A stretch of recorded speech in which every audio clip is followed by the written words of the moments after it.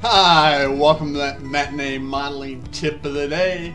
I'm Steve, and today I want to talk about, for lack of a better term, it looked good on paper. All right? What do I mean by that? Well, during your design and maybe even into your initial construction, you get an idea and say, wow, this is great. It'll allow me to do this or do that, and so you go ahead and you do it that way, okay? And then down the road, could be a month or 8 months later, you find out, hey, this isn't gonna work right. So let's take a look at what I'm talking about here. This section right here, my layout's built primarily on cabinets, kitchen cabinets.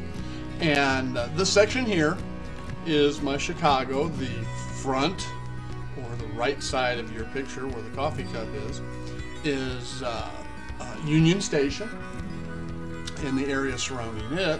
And then it's got a scene divide, and we jump all the way past the downtown loop to the Lakeshore, and where we have Van Buren Street Station, Lakeshore Drive, etc.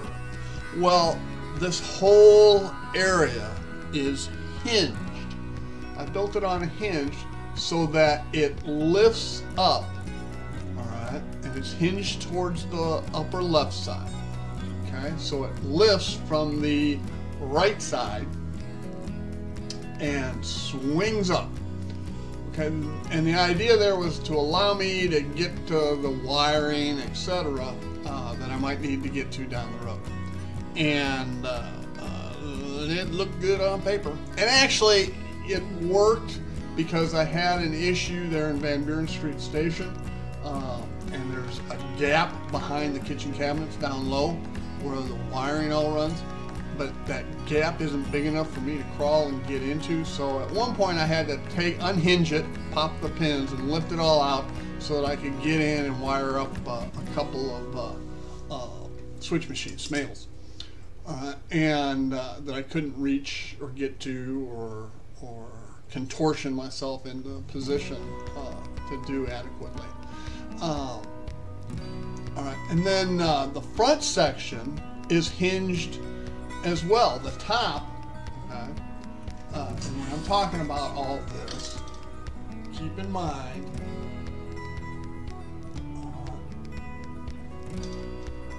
the bottom, it's hinged down, way down here, low, and then again, the front half, elevated, is hinged as well. So this section lifts up, okay, which allows me to get inside Union Station. And so far I haven't had any issues with that. The primary issue is with the entire section. And what am I talking about there? Well, when I built all this, the temperature and weather conditions were different. And I'm going to swing over here so that you can get a bird's eye view of what I am talking about. All right, let's zoom it in.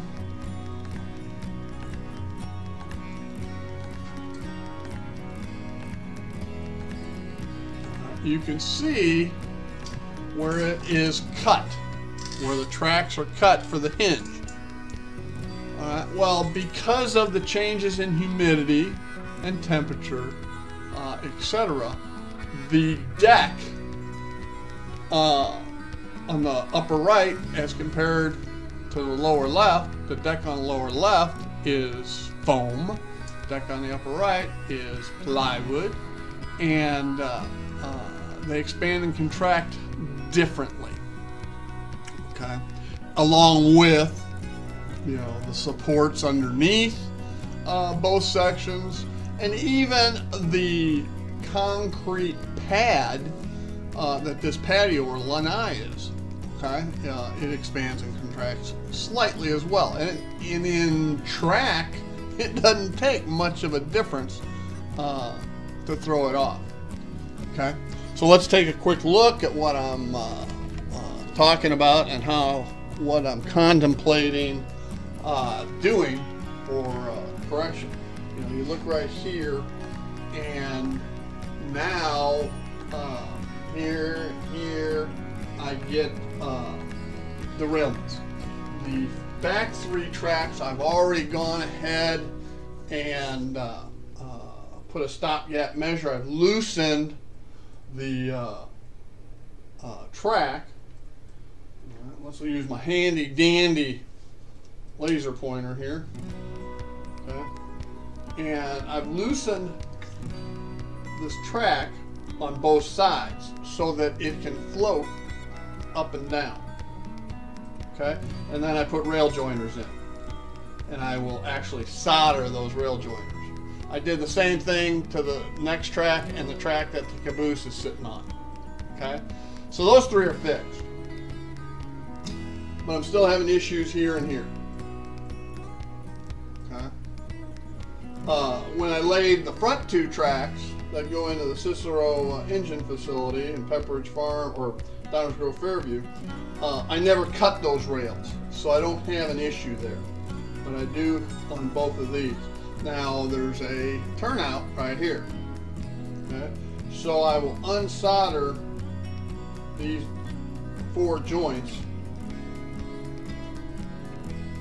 4 rail joints there, and remove these 2 short sections of track, and I'll come back and I'll cut back here.